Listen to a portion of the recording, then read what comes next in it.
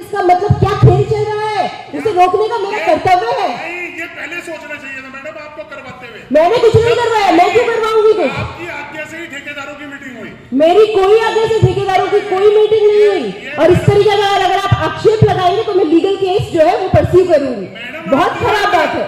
आप legal case से आप जो भी है आप ऑन राइटिंग लाइए खुलेआम। अगर आप मेरे किसी अधिकारी पर या मेरे किसी कर्मचारी पर सदन की बैठक पर आक्षेप करेंगे तो ये बिल्कुल आपकी और मेरी मर्यादा के विरुद्ध कोटेशन का काम था। उसने इतनी खुली गुंडागर्दी करके कोटेशन का काम अपने 3 या 4 चिन्हित ठेकेदारों को दिया, 3 या 4 को। और उसमें भी एक ठेकेदार जिसकी एक लड़के के नाम, एक उसकी बीवी के नाम, एक उसके स्वयं के नाम, तीनों ने फर्में बना रखी।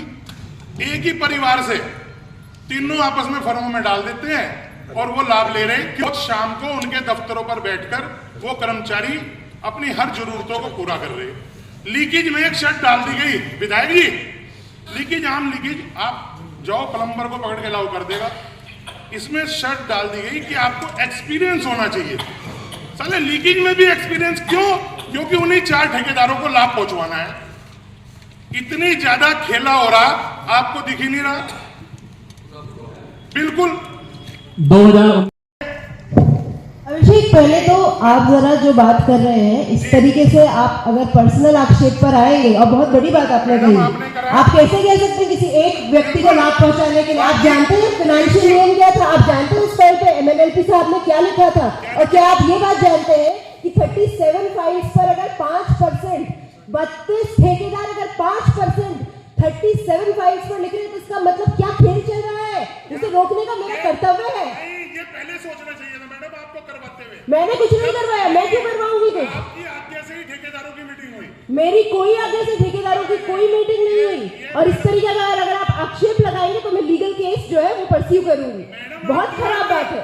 आप लीगल केस से आप जो भी है आप ऑन राइटिंग लाइए खुलेआम। अगर आप मेरे किसी अधिकारी पर या मेरे किसी कर्मचारी पर सदन की बैठक पर आक्षेप करेंगे तो ये बिल्कुल आपकी और मेरी मर्यादा के विरुद्ध है।